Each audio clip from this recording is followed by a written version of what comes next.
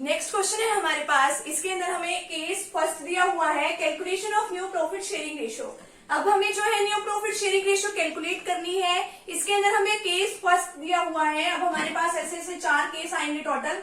तो केस 1 में क्या बताया गया है कि when the ratio of only new partner is given, यानी सिर्फ जो रेशो है वो किसकी दी हुई है, न्यू पार्टनर की दी हुई है। अब देखो बाकी किसी और पार्टनर ने कितना सेक्रीफाइस किया, कितना नहीं सेक्रीफाइस किया, उसके बारे में कुछ नहीं बताया। ठीक है, तो चलिए हम इसको एक एग्जांपल के साथ समझते हैं। A, B and C are partner in proportion of 3/6, 2/6 and 1/6 respectively. अब इसमें जो है 3/6, 2/6 एंड 1/6 जो है रिस्पेक्टिवली का मतलब क्या है, पहली वाली ए की, दूसरी वाली बी की, तीसरी वाली किसकी है, सी की है। अब D was admitted in the form. अब जो है डी नया पार्टनर आ गया। ठीक है, वो कितने शेयर के लिए आया, वो आया 1/6 शेयर के लिए आया। ठीक है, अब इनकी पहले वाली रेशो कितनी थी, 3:2:1। ठीक है, अब नया पार्टनर कौन आ गया, डी का कितना शेयर है, 1/6।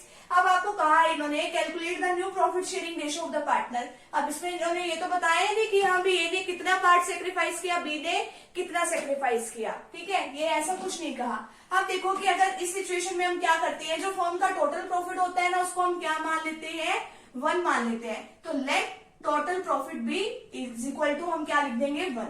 अब जो नया पार्टनर आया है उसका शेयर लिख दो।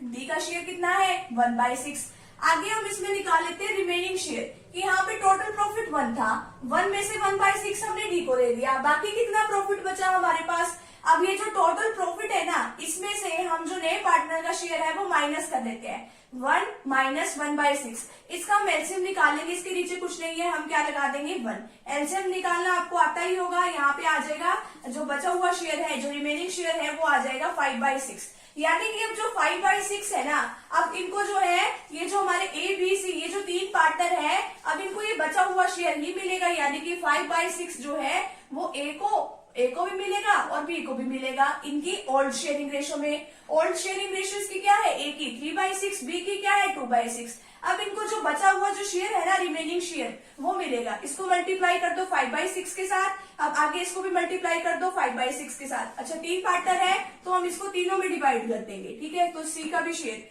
1/6 जो है, अब यहाँ पे देखो 1/6 को भी किसके साथ कर देंगे, 5/6। यानी कि अब जो रिमेनिंग शेयर बचा है ना, उसके जितने भी हमारे ओल्ड पार्टनर होते हैं सभी के साथ हम मल्टीप्लाई कर देते हैं। इसकी मल्टीप्लाई करें कितना है, 15/36। बी के साथ इसकी मल्टीप्लाई करें कितना है, 10/36। सी के साथ मल्टीप्लाई करी आया 5/36। अब देखो डी का कैसे निकालना है, डी का केस जो है वो अलग है। अब इसका तो हमने ना डिनोमिनेटर सेम करना है। ऊपर वाला क्या होता है, न्यूमिनेटर, नीचे वाला क्या होता है, डिनोमिनेटर। डिनोमिनेटर सभी का कितना है, 36। तो 1/6 को, ठीक है, यानी कि हम यहाँ पे किसके साथ इसकी मल्टीप्लाई करें कि यहाँ पे 36 आ जाए, 6 के साथ, ऊपर भी उसी के साथ मल्टीप्लाई करनी है, नीचे भी उसी के साथ, तो 6/36। तो इनकी न्यू प्रॉफिट शेयरिंग रेशो कितनी आ गई, 15/36, 10/36, 5/36, 6/36। तो 15:10:5:6, ये ए बी सी और डी की कितनी आ गई, ये नई रेशो आ गई है। ठीक है, तो ये वाला केस तो जो है रिमेनिंग शेयर टोटल प्रॉफिट वाला तब करना है जब हमें इसकी कोई सेक्रीफाइस के बारे में कुछ नहीं बता रखा हो। ठीक है, तो यहाँ तक का फटाफट से आप स्क्रीनशॉट ले लीजिए। आगे